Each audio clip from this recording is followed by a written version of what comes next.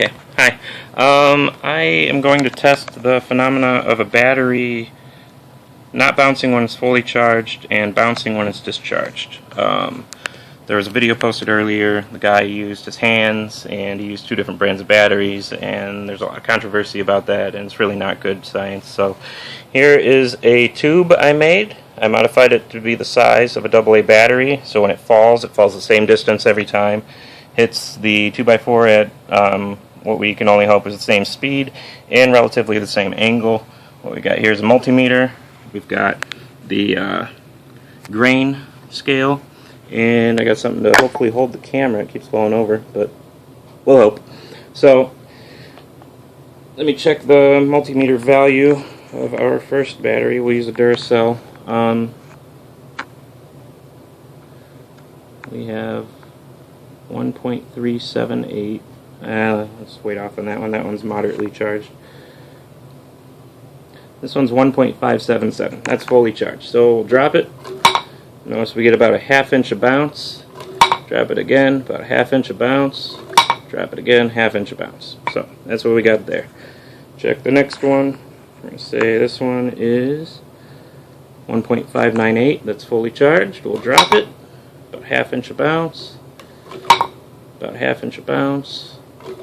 About a half inch of bounce. Next one is a Duracell. Check that one. That one is 1.248. That's pretty dead. That's not fully charged. So that one bounces about an inch. Bounces about an inch. Bounces about an inch. So why does it bounce? Well, some people are thinking it's pressure, but there is pressure created, but there's a crown in the bottom that expands to increase the internal volume to reduce the pressure. So we're not thinking it's really pressure. Some people thought it was a change in density, but the overall density stays the same because the weight doesn't change over time because it's sealed. Nothing escapes, besides conceivably electron flow or whatever. But nothing escapes, and the size stays the same because it's a AA battery. So, but the internal part components, the densities change. So you have a zinc granular zinc in there, I believe is what the chemist said, and I don't know, I read it on the Wikipedia, but I don't remember. But during the chemical reaction, that changes into a solid. So you go from having a bunch of little sediments and granules that will absorb the impact to a solid that won't absorb the impact. But the thing you'll notice is that if you do it by hand, you can't really tell which one it is because they're dropping all about the same. But in the video he had a 1.2 to a 1.5. This is like a 1.6 to a 1.2. So I mean it's pretty much the same, but doing it by hand you can't really tell. But if you put it through the tube, you go, okay, it's half an inch. That's about half an inch. That's an inch. Check that one. That one is, oh, let me turn that around. That one's the 1.2. So yeah, I mean it does work, but then you got to realize, okay, well, what's their weights? They're from different lots. So we got a grain scale here. You go, okay, well, 376 is the weight of the empty one. 380 is the weight of one of the full ones. And 380 is the weight of another full one, but you can take a look at other full ones, and 378 for Duracell, 372, 382, so I mean their weights aren't really that consistent between them. And then we go to different brands, which he had two different brands in his video. We'll go to an Energizer, and we'll try to figure out, okay, well when I drop it, what's it doing? Well, it's not really doing a whole lot that I can see, and compared to the fully charged Duracell, it's doing the same.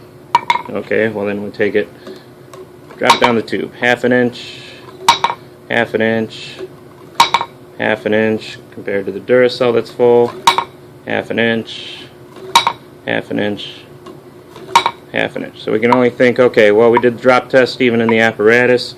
Energizer must be full. But then we go and we check the Energizer, and it's 1.236. It's dead. Well, why isn't it bouncing a full inch like the dead Duracell?